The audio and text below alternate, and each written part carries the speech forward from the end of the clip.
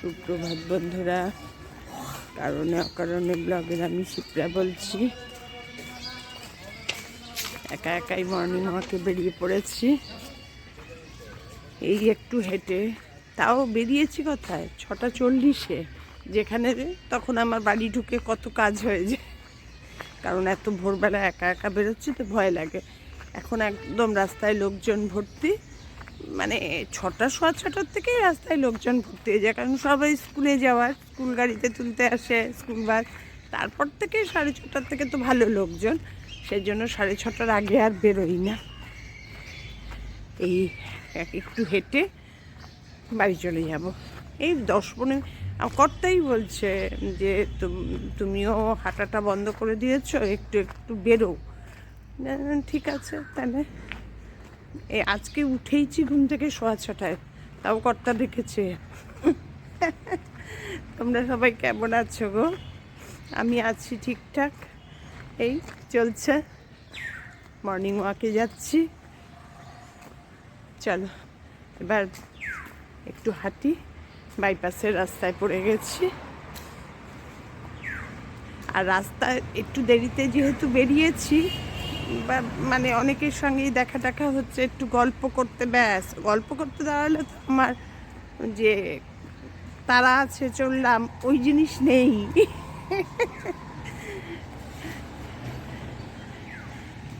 ঠিক আছে, চলো তারপরে আবার তোমাদের সঙ্গে কথা বলছি। বাইপাসের রাস্তায় এসে গেছি। একা হাঁটলে না একটু জোরেই হাঁটি। মর্নিং ওয়াক থেকে ফিরে একদম ডেইলি রুটিনে আবার চলে এসেছি। গাছে টাছে সব জল দিয়ে রান্নাঘরে এসেছি, একটু কাতলা মাছের ঝোল করবো। 3 পিস, আর বাবানের জন্য একটা মাথা। আজকে ছোট মেয়ে খাবে না, তার জন্য আমরা দুজন, বাবান আর বাবানের জন্য একটা পিস একটা মাথা, এই রান্না করব আজকে। আজকে রান্না একটু একটু টেস্টি করে করব, একদম নন টেস্টি পাতলা ঝোল ওটা করব না। তাই বলছি, দেখো একজন মানুষের জন্য সব কিছু রুকে গেছিল, সব কিছু, রান্না বান্না, ডেইলি লাইফ, সব সব এখন মোটামুটি সুস্থ আছে। আমার সব কিছু আবার চলছে, মর্নিং ওয়াকও করছি, 10 মিনিট হাঁটি আর 15 মিনিট হাঁটি, হাঁটছি। তবে বেশি সকালে বেরোতে ভয় লাগে, শীতকাল তো একদম। আমরা দুজন যখন বেরোই প্রায় আধো আধো আলো ফোটে, স্ট্রিট লাইট অফ হয়ে যায়, কিন্তু একা বেরোলেও ওই পরিস্থিতিতে বেরোনো তো যায় না। ঠিক আছে, এবার রান্নাটা শুরু করি। এক এক করে এবার মাছগুলো সব ভেজে নেব।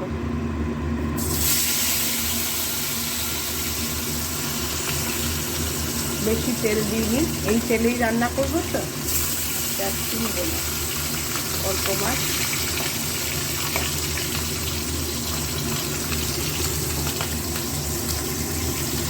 এখন কর্তা বাজার যেতে পারছে না তো, এখন আমার সব আসছে বিগ বাস্কেট থেকে। এত সুন্দর ওরা প্যাকিং করে দেয় না, যে তুমি সিরাপ ছাড়া খুলতেই পারবে না। ভেন্ডি এনেছিলাম, বেশি একবারে আনিনি। ও ভেন্ডি না, এটা বিন। ভেন্ডিটা কোথায় রাখা আবার, দেখো বিন। এখন আমার বাজারের লোকের শরীর ভালো না, তার জন্য আমার সব বিগ বাস্কেট হচ্ছে। ধনে পাতা,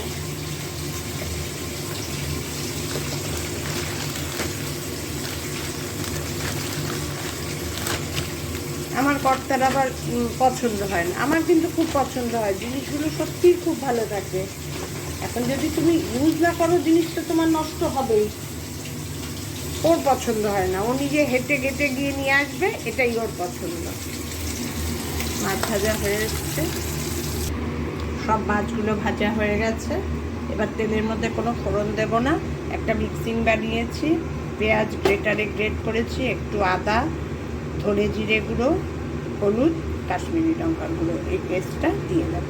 আজকে এটা দিয়ে করব, এক এক দিন এক এক রকমভাবে করি, তাহলে কি একটু মুখে ওরও ভালো লাগবে টেস্ট। পেঁয়াজগুলো দেখো না, রান্না করতে করতে পুরো গাছ দিয়ে যাচ্ছে, সেগুলোও দিয়ে দিয়েছি। এবার দিয়ে দেবো নুন, একটু কষানো হয়ে গেলে, আর পেঁয়াজের সঙ্গে যদি তুমি একটু ধনে জিরে গুঁড়ো দাও না, খুব সুন্দর একটা টেস্ট হয় খেতে।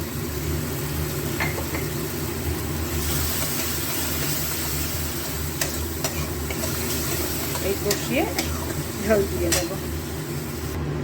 এবার তার মধ্যে দিয়ে দেবো একটু টমেটো পেস্ট করেছি, টমেটো পেস্টটাও দিয়ে দিয়েছি। একটু কষানো হোক, টমেটোর কাঁচা ভাবটা একটু গেলেই ঝোল দিয়ে দেবো।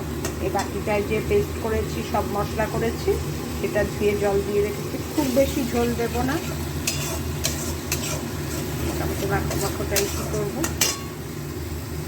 দেখো চারদিক থেকে যেরকম তেল ছেড়ে গেছে, আর বেশি কষানোর দরকার নেই। এবার ঝোল দিয়ে দেবো।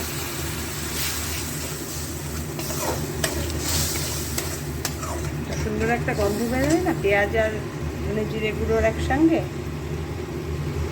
ঝোল টকবক করে ফুটে উঠেছে। এবার দিয়ে দেবো এতে মাছগুলো সব একে একে।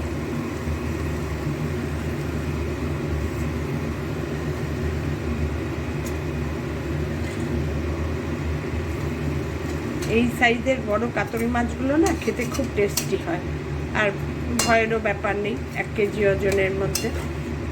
আজকাল এই কাতল মাছই আমরা বেশি খাচ্ছি, বড়গুলো খুব কম খাচ্ছি।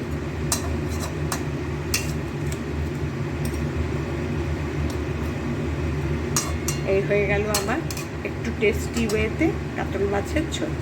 এবার ঢেকে সিম করে দেবো ফুটুক মাছগুলো দিয়ে, তারপরে গ্যাস অফ করে দেবো। তোমাদের আবার ফাইনাল লুকটা দেখাবো। এবার নামাবো যখন, একটু ধনে পাতা উপরে ছড়িয়ে ঢেকে রেখে দেবো। এখনই নামাবো না, একটু পরে নামাবো। হয়ে গেল আমার টেস্টি ওয়েতে মাছের ঝোল। কাতল মাছের ঝোল একটু মানে একদম পাতলা না, একটু ভালোভাবে। এটা হলে কি ও একটু টেস্ট পাল্টাবে, টেস্ট চেঞ্জ করে। দেখতে থাকো আমার সারাদিনের কাজকর্ম। এখন রুটি আনতে বেরোচ্ছি।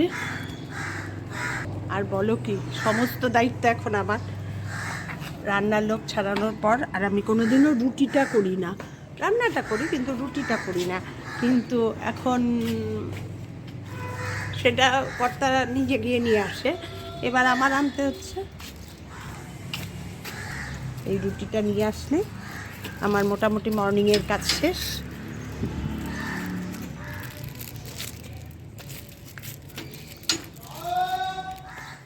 বাড়ির থেকে বেরোনো মানেই একটা বিশাল হ্যাপা, বিশাল হ্যাপা।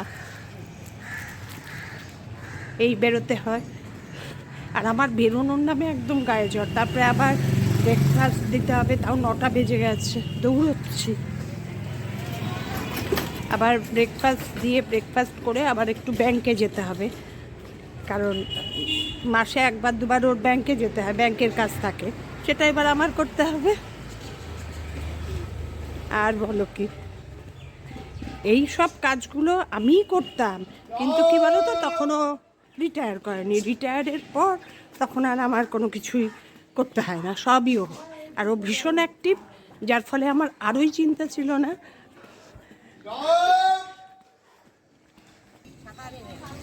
আমার রুটির দিদিকে দেখো, দিদি একটু মুখটা ঘোরাও আমার দিকে। এই দিদির রুটি ছাড়া আমার কর্তা চলবে না। এই দিদির কাছে দৌড়তে দৌড়তে আসি। যতদিন রান্নার দিদি ছিল তো করেছে, তারপর থেকে রুটি খাওয়াই বন্ধ হয়ে দিয়ে, তারপরে এই দিদির খোঁজ পেয়ে দিদির থেকে রুটি। দৌড়তে দৌড়তে পারি না, আর যেগুলো করে অভ্যস্ত না সেগুলো করতে হচ্ছে তো। হ্যাঁ গো, তুমি কাগজটা দাও আমাকে না। এই ব্যাংকের কাজ করে বাড়ি ফিরলাম, এখন লাঞ্চ দেব। 1:05 না, একটাই বাজে। এখন লাঞ্চ দেব। তা আজকে আমার ভিডিওটা এই পর্যন্তই। তোমাদের যদি আমার ভিডিও ভালো লেগে থাকে, লাইক কমেন্ট শেয়ার করে দিও, আমার চ্যানেলটা সাবস্ক্রাইব করো। আমি আমার দিনের যা করি সব তোমাদের সঙ্গে শেয়ার করি। টাটা।